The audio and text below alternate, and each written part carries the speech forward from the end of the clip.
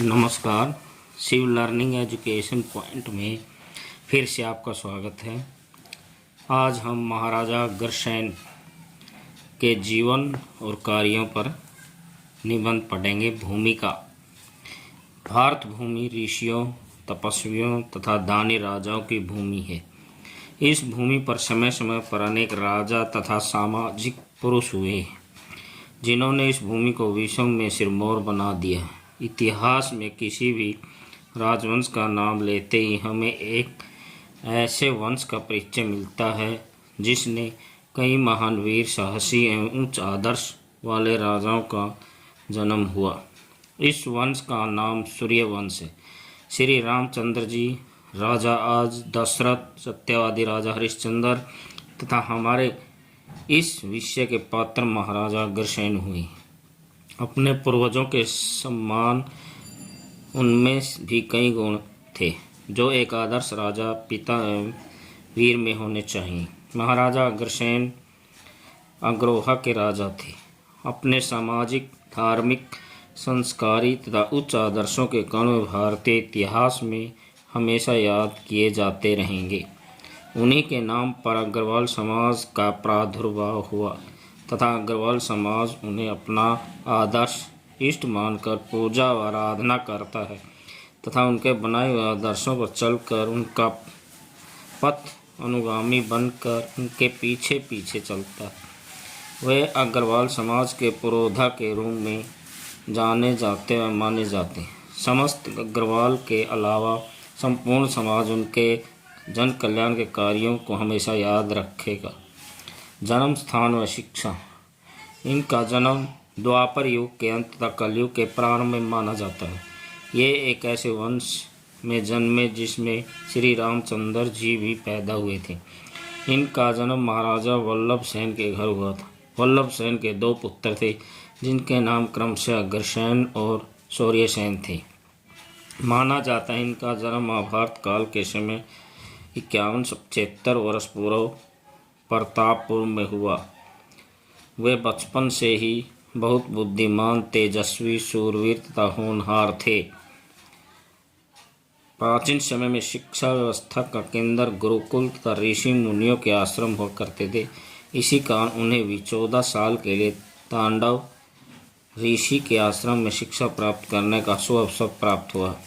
वे इतने तेजस्वी तथा बुद्धिमान थे कि उन्होंने 18 पुराणों, उपनिषदों तथा धर्म ग्रंथों को कंठस्थ कर लिया था। साथ ही साथ अस्त्र शस्त्र विद्या में भी अपनी कुशलता सिद्ध कर चुके थे। महाराजा अग्रसेन की माता का नाम महारानी श्रीमती भगवती देवी तथा उनकी 2 पत्नियां थीं, महारानी माधवी तथा महारानी सुंदरावती। आज भी महाराजा अग्रसेन के 18 पुत्रों को अग्रसेन समाज के 18 गोत्रों के नाम से जाना व पहचाना जाता है। इसी कारण अग्रवाल समाज इनकी जयंती को अश्विनी शुक्ल पक्ष की प्रतिपदा को मनाता है। इसमें अग्रवाल समाज की भूमिका अग्रणी रहती है। महाभारत युद्ध के समकालीन। इनका संबंध महाभारत काल से भी जाना जाता है। कहा जाता है कि जब वे मात्र 15 वर्ष के थे तो उन्होंने अपने पिता के साथ महाभारत युद्ध में भाग लिया।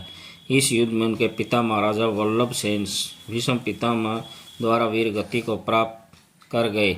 अग्रसेन जी ने पूरे धार्मिक व युद्ध नियमों का पालन करते हुए ये लड़ा।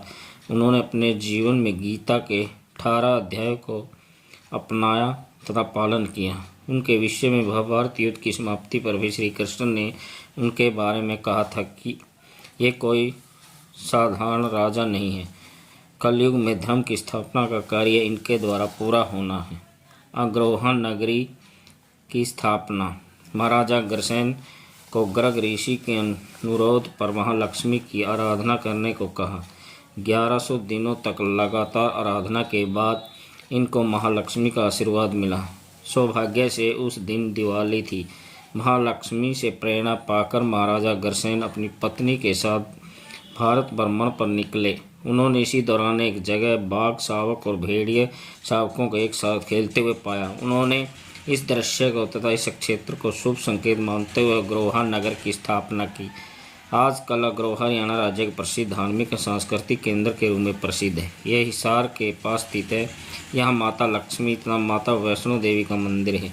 अब यहाँ महाराजा अग्रसेन चिकित्सा विश्वविद्यालय भी है। धीरे धीरे यह एक पर्यटन स्थल के रूप में उभर कर सामने आ रहा है। धार्मिक व सामाजिक कार्य। महाराजा अग्रसेन का 1 ईंट तथा 1 रुपये का सिद्धांत समाज सुधार और उनकी दानवीरता का बड़ा उदाहरण पेश करता है। इसके अनुसार जब कोई भी व्यक्ति बाहर से आता था तो उसकी नगरी के निवासी उस व्यक्ति को प्रत्येक घर से 1 रुपया और 1 ईंट दान के रूप में देते थे। इसी प्रकार से वह व्यक्ति अपना व्यापार तथा घर आदि बनाकर स्थायी रूप से वहाँ रह सकता था। इसी कारण के उनकी कर्मठता, करुणता, क्रियाशीलता, न्यायप्रियता की वजह से उन्हें अग्रवाल समाज में भगवान के समान माना व पूजा जाता है। 29 सितंबर 1976 को अग्रोहा धार्मिक नगरी का निर्माण करवाया। यह नगरी अब किसी तीर्थ से कम नहीं है। यहाँ पर लाखों की संख्या में श्रद्धालु हर साल लाखों की संख्या में श्रद्धालु आते हैं। आजकल यह एक पर्यटन के रूप में स्थापित हो रहा है। उन्होंने पशु बलि का यज्ञ में प्रयोग बंद करके नारियल द्वारा यज्ञ संपन्न कराने की रीति नीति को लागू किया। धन्यवाद।